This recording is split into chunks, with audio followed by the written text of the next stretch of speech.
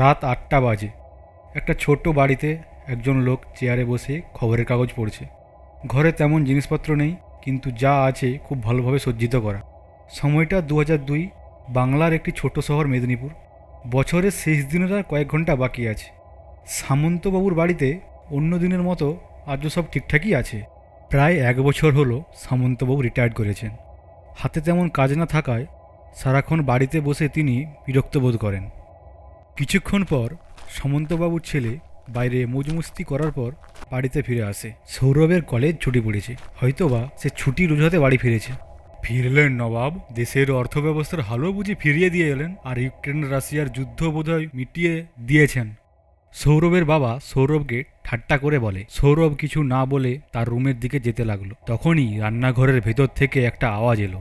সৌরভ বাবা, তুই এসেছিস? তাড়াতাড়ি শোন, দোকান থেকে এই জিনিসগুলো নিয়ে আয় তো। কাল নতুন বছর, আমি তোদের জন্য মাংস পায়েস বানাবো। তাড়াতাড়ি নিয়ে আয় তো, সাঁতরাদের দোকান বন্ধ না হয়ে যায়।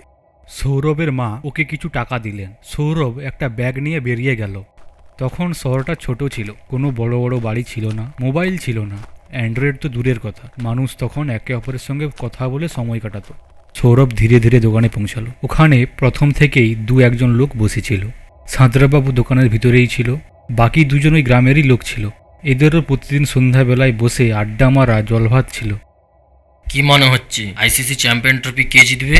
মনে হওয়ার কি আছে, ইন্ডিয়াই জিতবে। ব্যাস, বিরাট না আউট হয়ে যায়। হ্যাঁ, আমারও তাই মনে হয়।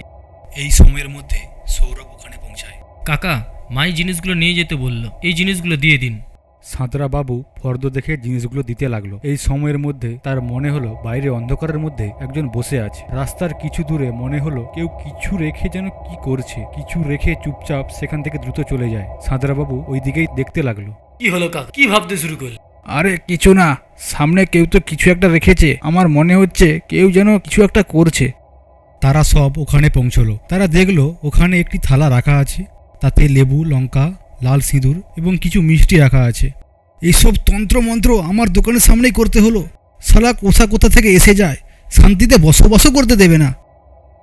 কি জানি কি হচ্ছে আজকাল, জানি না কেমন কেমন লোক এখানে থাকতে শুরু করেছে।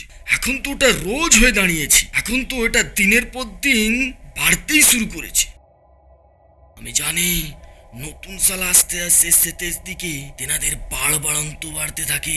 এইসব সাধনা এই সময়টা করতে থাকে। সাধনা? কি সাধনা এইসব কাকা? আরে কিছু নয় বাবু, এসব ফালতু কথা ছাড়ো এসব, চলো তোমার জিনিসগুলো দিয়ে দিই। কিছু ঘন্টা আগে, সময় মাঝরাত, একটা শুনশান শ্মশানে, যেখানে অমাবস্যা রাতের অন্ধকার সবকে গ্রাস করেছে। জ্বলতে থাকা চিতার আগুন উঠতে থাকে চায়, যেখানে চিতার আগুনের আলো চারিদিক আলোকিত করে তুলেছে। দূর থেকে পেঁচার আওয়াজ ভেসে আসছে, সামনে হালকা হালকা কুকুরের আওয়াজ শোনা যাচ্ছে। শ্মশান ভূমিতে অন্ধকারের মাঝে দুই তান্ত্রিক আলো কাপড় পরে বসে কিছু কথা বলছে। মনে হয় কিছু সাধনা করছে। মাথায় ছাই লাগানো, হাতে এক মালা, আর ঝোলায় সাধনার জিনিসপত্র নিয়ে বসে আছে। যা, আজ তোর সাধনা পূর্ণ হলো। এরপর থেকে তুই কালো শক্তিকে তোর বশে নিতে পারবি, কিন্তু তোকে সব নিজেকে করতে হবে। যা, চেষ্টা করে দেখ, কিন্তু এর অপব্যবহার করবি না। ২ নম্বর তান্ত্রিক ওনাকে প্রণাম করে আর চলে গেল। ওই তান্ত্রিক কিছু দূর যাওয়ার পর তান্ত্রিক বড় বড় পা ফেলে শ্মশানের মাঝখান থেকে যেতে লাগলো। তার চোখে এক আশ্চর্যময় আগুন জ্বলছে, তার গলায় মন্ত্রোচ্চারণ করে যেতে লাগলো। যেখানে আওয়াজ শ্মশানের স্তব্ধতাকে নিস্ফলিত করে। সে একটা চিতার সামনে দাঁড়ালো, যেখানে একটি পুরনো চিতার আগুন এখনো জ্বলছে। তান্ত্রিক তার ঝোলা থেকে একটি সিঁদুরের কৌটো, একটি নারকেল ও কিছু কালো সুতো এবং কিছু মিষ্টি আরও কিছু বার করলো। তার উচ্চারণ আরও গাঢ় ও জোরে হতে লাগলো।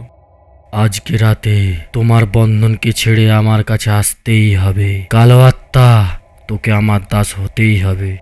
সে ছুরি দিয়ে গর্ত তৈরি করলো, সেটার ভিতরে চিতার ছাই রেখে মন্ত্র জপ করা শুরু করলো। হাওয়া আরো জোরে জ্বলতে লাগলো, আশেপাশে গাছের পাতা আরো জোরে খড়খড় করতে লাগলো। তখনই হাওয়ায় একটি কালো ছায়া দেখা দিল। তান্ত্রিক মন্ত্র জপ করা বন্ধ করলো। এসে গেছিস, এখন তোকে আমার কাজ করতে হবে। একটি কালো ধোঁয়া তান্ত্রিকের আশেপাশে ঘুরতে থাকলো। তান্ত্রিক তার মালায় ধরে ধোঁয়াকে তার বন্ধনে আবদ্ধ করলো। এখন তুই আমার আদেশ ছাড়া কিছুই করতে পারবি না। তুই এখন আমার শক্তির একটা অংশ তৈরি হয়েছু, আর আমার ইচ্ছা অনুসারে কাজ করবি। আর আমি যেমন বলবো তেমন ভাবে তুই চলবি। শ্মশান আরও স্তব্ধ হয়ে গেল, কিন্তু তান্ত্রিকের মুখে একটি জেতার আনন্দ এসে গিয়েছিল। সৌরভ কিছু ভাবতে ভাবতে বলল, আরে কিছু হয় না এইসব, কেউ আমাদের নিয়ে মজা করছে, মনে হয় আমাদেরকে কেউ ভয় দেখানোর চেষ্টা করছে। এরকম বলে সৌরভ ওই থালাটিকে লাথি মেরে সরিয়ে দিল। আরে বাবু, এ তুমি কি করলে? তুমি এরকম নাই করতে পারতে। তুমি এসব জিনিসকে এখনো জানো না। কখনো কখনো এসব শক্তি অনেক ভয়ঙ্কর হয়ে ওঠে। আরে কাকা, এসব কিচ্ছু হয় না, এইসব শুধু অন্ধবিশ্বাস। ছেড়ে দাও, চলুন সাঁতরা বাবু, আমার জিনিসগুলো দিয়ে দাও, আমার দেরি হয়ে যাচ্ছে। মা হয়তো এখনো আমার জন্য বসে আছে। সাঁতরাবাবু কিছু সময়ের মধ্যে সব জিনিসপত্র বেঁধে সৌরভকে দিয়ে দেয়। সৌরভ জিনিসপত্র নিয়ে ওখান থেকে বাড়ির উদ্দেশ্যে রওনা দিল। ডিসেম্বরের শেষ দিন, শীত আরও জোরে পড়েছিল। রাস্তার আলোতে কুয়াশা আরও ঘন লাগছিল। লোক মোটামুটি তার বাড়িতেই ছিল। কিছু দূর যাওয়ার পর সে দেখল রাস্তার কোনো এক বয়স্ক লোক বসে বাস স্টপের সামনে কিছু একটা করছে। এমন মনে হচ্ছিল সে খুবই গরিব, কিছু বিক্রি করেছে। যখন সৌরভ তার পাশ দিয়ে যাচ্ছিল, বয়স্ক লোকটি বলল, বাবু জিনিস নাও, সকাল থেকে কিচ্ছু বিক্রি হয়নি। ঘর যাওয়ার পর খাবার কোনো পয়সা রোজগারও হয়নি। সৌরভ তাকে দেখলে এবং তার অবস্থা দেখে তার মনে দয়া এলো। কাকা, এত রাত্রে এখানে কেন বসে আছো? ঘর যাও, ঠান্ডা লেগে যাবে। বাবু কিছু কিনে নাও, তারপর আমি চলে যাব। আচ্ছা বলো, কি বিক্রি করছো তুমি? সৌরভ দেখল কিছু খেলনা এবং ডান্ডা আর কিছু এসব নিয়ে সে বিক্রি করেছে। সৌরভের কাছে বেশি পয়সা ছিল না, তাও সে 10 টাকা দিয়ে একটা ডান্ডা কিনে নিল। আচ্ছা কাকা, এবার যাও, অনেক দেরি হয়ে গেছে। হ্যাঁ হ্যাঁ, এবার চলে যাব, এখন আমি যেতে পারি। এরপর সৌরভ ওই রাস্তা ধরেই বাড়ির দিকে যেতে লাগলো। তখনই সৌরভকে আচমকায় কিছু মনে হলো। তার কোমরের ব্যথা হতে লাগলো, কিন্তু সেটার জন্য কোনো কিছু ভাবলো না এবং আগের দিকে যেতে লাগলো। এভাবে সৌরভ ঘরের দিকে যেতে লাগলো। আর কিছুক্ষণ পর তার পাড়া এসে গেল। সামনেই পাড়ার কিছু ছেলে ভলিবল খেলছিল। প্রতিদিন রাত্রে ছেলেরা ভলিবল খেলতো। তার মধ্যে একজন সৌরভকে জিজ্ঞাসা করলো, কিরে ভাই, খেলতে আসবি তো? সৌরভ কথাটা শুনলো, কিন্তু না দেখার ভান করলো আর চুপচাপ আগের দিকে যেতে লাগলো। জবাব দিল না, মনে হয় তো শুনতে পাইনি। এরপর তারা নিজেরাই খেলতে লাগলো। কিছু সময় পর সৌরভ তার বাড়িতে পৌঁছলো এবং তার জিনিসপত্র রেখে দিল। এরপর সে চুপচাপ তার রুমের দিকে যেতে লাগলো। ফিরে এসে আবার কি হয়ে গেল রে? খুবই চুপচাপ। কি জানি, আজকালকার ছেলেরা নিজেদের মনের মধ্যেই ব্যস্ত হয়ে থাকে। এরপর আরও রাত হয়ে গেল। বাবু, খাবার খেয়ে নিবি আয়, খাবার তৈরি হয়ে গেছে। আমার খিদে নেই, খাবার মনও নেই। সৌরভ অদ্ভুত আওয়াজ করল। সৌরভের মা মনে করলো সৌরভ হয়তো বাইরে থেকে কিছু খেয়ে এসেছে। সেও আর কিছু বলল না। এরপর রাত আরও বাড়তে লাগলো। 12টা বাজতেই ঘড়ির কাঁটা নতুন বছরে পা দিল। Happy new year. আজকালকার মতো তখন ওই গ্রামে অত সেলিব্রেট হতো না, সব কিছু শান্ত ছিল। ধীরে ধীরে সকাল হয়ে গেল।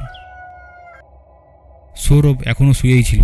বাবু, অনেক দেরি হয়ে গেছে, ওঠ। আর কতক্ষণ শুয়ে থাকবি? তাড়াতাড়ি ওঠ, স্নান করে নে। আর শুয়ে থাকলে পুরো বছর শুয়ে থাকবি, আর আজ বাবা বকলে সারা বছর বকবে। আর সৌরভ কোনো জবাব দিল না। সব অভ্যাস তুমিই খারাপ করেছো। এটা আবার শুয়ে থাকার সময় নাকি? আমি গিয়ে দেখছি। এরপর সে সৌরভের রুমের দিকে গেল। সে চুপচাপ সেখান থেকে দরজা বন্ধ করে চলে আসে। শোনো, আমি বাইরে যাচ্ছি। যতক্ষণ না আমি আসি ততক্ষণ দরজা কোনো মতেই খুলবে না। কিন্তু কি হয়েছে?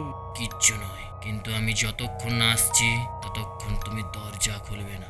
আর এখন কোনো প্রশ্ন নয়, আর যা বলছি সেটা করো, কিন্তু কোনোভাবেই দরজা খুলবে না। এরপর সৌরভের বাবা ওখান থেকে বাইরে চলে গেল। কিছুক্ষণ পর চিন্তায় চিন্তায় একটা রাস্তা ধরে চলতে লাগলো। ওখানে একটা বড় নিম গাছ ছিল, আর ওই গাছের পাশে একটা ছোট্ট ঘর ছিল। সে ঘরের ভিতরে গেল। সে ঘরে একজন লোক বসেছিল আর কিছু ভাবছিল। বাবাজি, বাবাজি, আপনার সাহায্যের খুব দরকার আমার। কি হলো? কিছু সংকট এসেছে নাকি? কিছু বাধা? বাবাজি, আমার ছেলে ঠিকভাবে কোনো কথা বলছিল না। যখন আমি তার রুমে গেলাম, আমি অনেক ঘাবড়ে গিয়েছিলাম। সাহায্য করুন আমাদের। আচ্ছা, বুঝতে পেরেছি। দাঁড়াও, তুমি বাইরে অপেক্ষা করো। তারপর লোকটি তার ঘরে বসে কিছু মন্ত্র জপ করতে লাগলো। কিছু সময় পর সে তার চোখ খুলল। তোমার ছেলে এক আত্মার বসে আছে। মনে হয় সে তার কোনো ক্ষতি করেছে, কিন্তু কি করে তা জানি না। কিন্তু এই আত্মাকে কোনো তান্ত্রিক তার বশে করে রেখেছে। আমাকে হোমযজ্ঞ করে ওই আত্মাকে ওর শরীর থেকে বার করতে হবে, আর তাড়াতাড়ি করতে হবে, নইলে ওই আত্মা তোমার ছেলেকে ওর সঙ্গে করে নিয়ে যাবে। আজকের রাত্রে তুমি ওকে সঙ্গে করে ওই পাশের মাঠের মরা গাছের নিচে নিয়ে এসো। রাত্রি হয়ে যাওয়ার পর বাবাজির কথা মতো সৌরভ এর বাবা আর সাঁতরাবাবু সৌরভকে সঙ্গে নিয়ে সেই মরা অসত্য গাছের নিচে উপস্থিত হয়। আর বাবাজি আগুনের সামনেই বসেছিল। ওরা আসার পর বাবাজি মন্ত্র পড়া শুরু করলো। মন্ত্রের শব্দর আগুনের ফুলকি হাওয়ায় ভাসতে থাকে। কিছু সময় পর সৌরভের শরীর থেকে ওই কালো ছায়া বাইরে বেরিয়ে এসে হাওয়ায় ঘুরতে থাকে। কে তুই? আরে তুই ওর শরীরে প্রবেশ করেছো কেন? আমাকে বন্দী বানানো হয়েছে, এই জন্য আমাকে যাওয়ার আদেশ দিয়েছিল। বলেছিল একটা প্রাণ নিয়ে আসতে, তাহলে মুক্তি দিয়ে দেবে। একে ছেড়ে দে, তাহলে আমি তোকে মুক্তি করে দেব। না না, এটা সম্ভব নয়। বাবাজি মন্ত্র পড়া শুরু করলো এবং আগুনে কিছু দিল। আচমকাই ওই অদৃশ্য ছায়া অদৃশ্য হয়ে গেল। সৌরভের জ্ঞান ফিরল। বাবাজি ওর দিকে তাকিয়ে হাসলো, কিন্তু সে হাসির মধ্যে কোনো একটা রহস্য ছিল। বাবাজি, কি হলো? ও চলে গেছে? বাবাজি শান্তভাবে বলল, হ্যাঁ, ও চলে গেছে, এখন তুমি পুরো সুরক্ষিত। কিন্তু সবাই যখন সৌরভকে নিয়ে যেতে লাগলো, বাবাজি এক পলক আগুনের দিকে তাকালো। আগুনের মধ্যে ছায়া দেখলো, কিন্তু তার চোখের চিনতে পারার এক ভয় ছিল। যখনই সৌরভকে নিয়ে তারা যাচ্ছিল, একটা অন্য আওয়াজ বাবাজির কানে এলো, এক পুরনো গভীর শান্ত আওয়াজ। তুই কি ভেবেছিস তুই আমাকে ভাগিয়ে দিয়েছিস? আমি জানি আমার শক্তি কি। একটা প্রাণ নেওয়ার কথা হয়েছিল, আর ওই প্রাণ নিয়ে এখনো বাকি আছে। বাবাজি তার গলার মালা আরো শক্তভাবে ধরলো, কিন্তু তার শরীর থেকে ঘাম ঝরতে লাগলো। সৌরভ তো বেঁচে গিয়েছিল, কিন্তু বাবাজির চোখে ভয় দেখা দিল। শ্মশানের অন্ধকার আরো গাঢ় হতে লাগলো।